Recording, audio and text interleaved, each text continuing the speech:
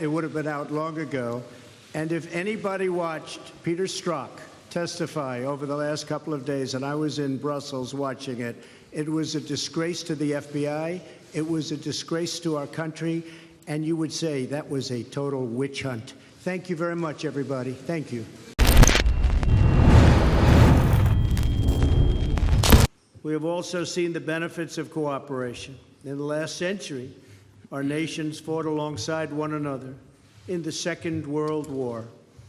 Even during the tensions of the Cold War, when the world looked much different than it does today, the United States and Russia were able to maintain a strong dialogue. But our relationship has never been worse than it is now. However, that changed as of about 4 hours ago. I really believe that. Nothing would be easier politically than to refuse to meet, to refuse to engage, but that would not accomplish anything. As president, I cannot make decisions on foreign policy in a futile effort to appease partisan critics or the media or Democrats who want to do nothing but resist and obstruct. Constructive dialogue between the United States and Russia affords the opportunity to open new pathways toward peace and stability in our world. I think that the probe is a disaster for our country. I think it's kept us apart.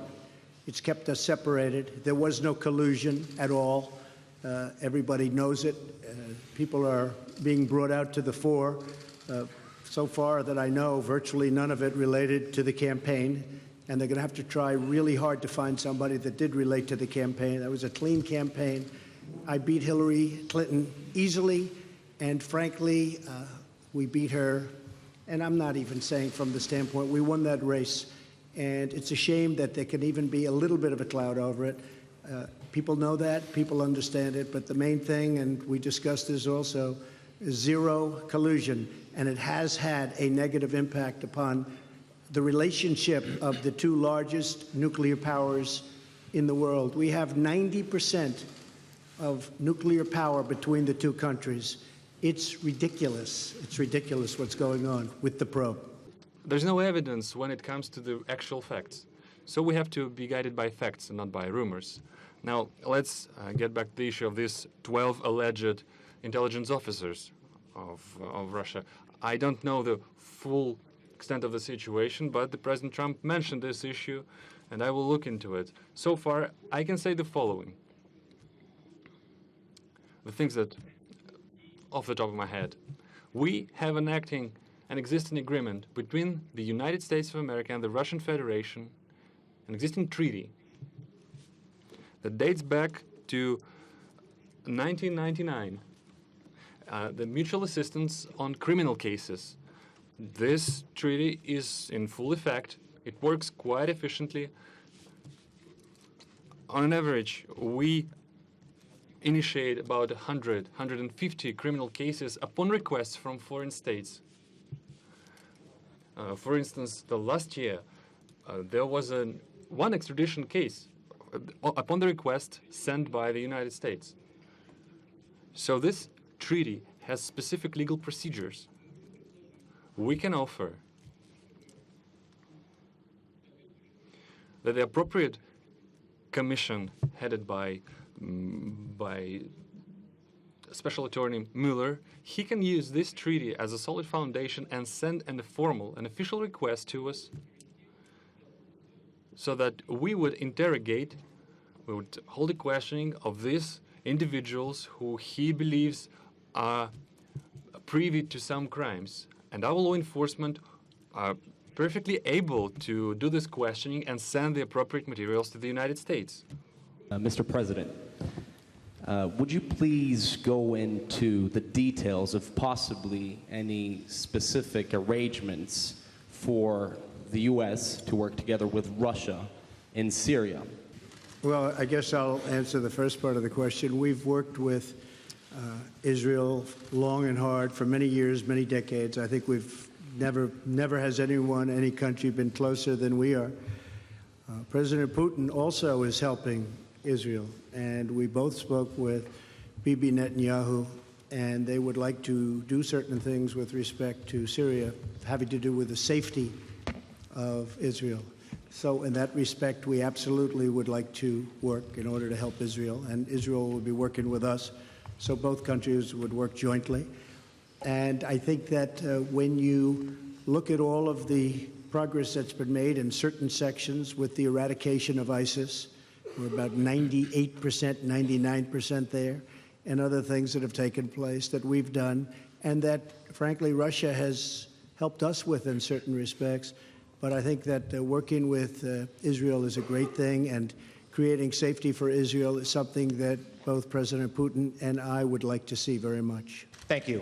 Question for each president. President Trump, Yes. you first. Just now, President Putin denied having anything to do with the election interference in 2016. Every U.S. intelligence agency has concluded that Russia did.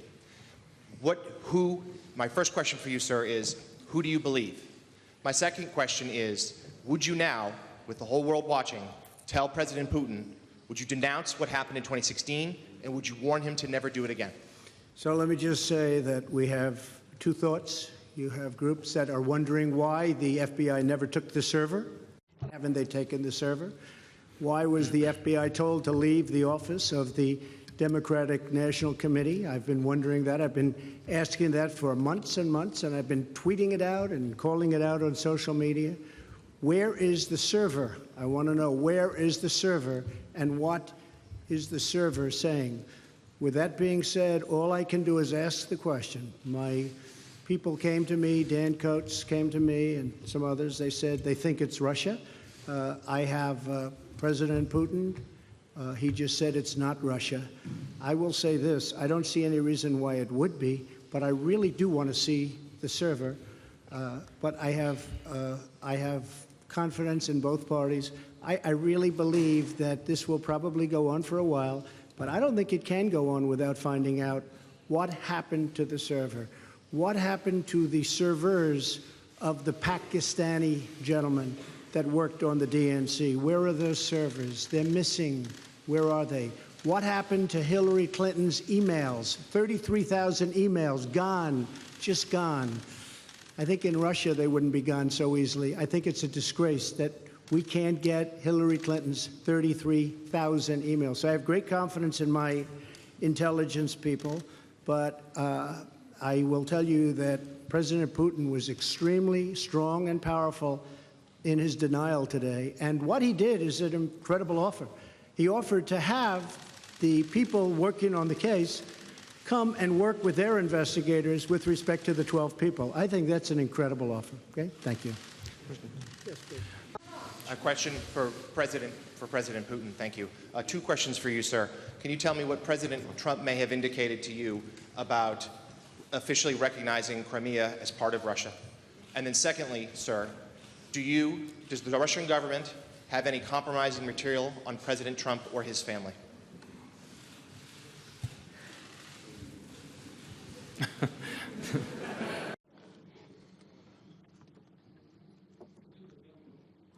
President Trump and, posture of President Trump on Crimea is well known, and he stands firmly by it. He continued to maintain that it was illegal to annex it.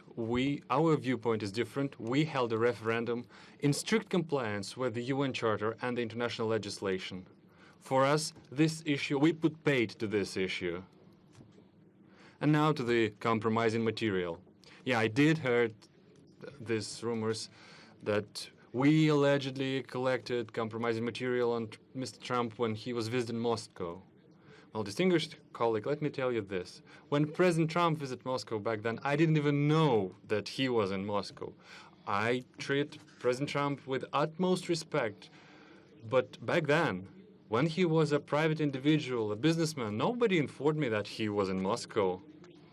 Well, let's take St. Petersburg Economic Forum, for instance. There were over 500 American businessmen, the high-ranking, the high-level ones. I don't even remember the last names of each and every one of them. Well, do you think that we try to collect compromising material on each and every single one of them? Well, it's difficult to imagine another nonsense of a bigger scale than this. Well, please just disregard these issues and don't think about this anymore again. It would have been out long ago. And if anybody watched Peter Strzok testify over the last couple of days, and I was in Brussels watching it, it was a disgrace to the FBI. It was a disgrace to our country. And you would say that was a total witch hunt. Thank you very much, everybody. Thank you.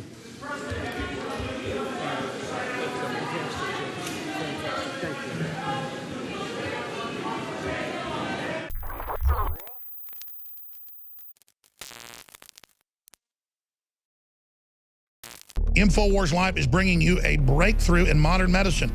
We have found an extraordinary new natural way to help alleviate seasonal distress symptoms, including promoting clear nasal and sinus passageways, eye comfort, and respiratory health and normal breathing. This is pollen block. In the 1960s, researchers in France noticed that people who ate certain quail eggs from specific farms experienced less seasonal distress symptoms like runny nose, itchy watery eyes, and excessive mucus production. They began studying the effects in published trials, Now we are introducing the fruit of the research, a fast-acting chewable tablet. Just chew 2 tablets at the first sign of seasonal distress, and fast-acting pollen block starts working in about 15 minutes to help alleviate seasonal distress. Enjoy the air you breathe naturally with fast-acting pollen block. Available now at InfoWarsLife.com or by calling toll-free 888-253-3139.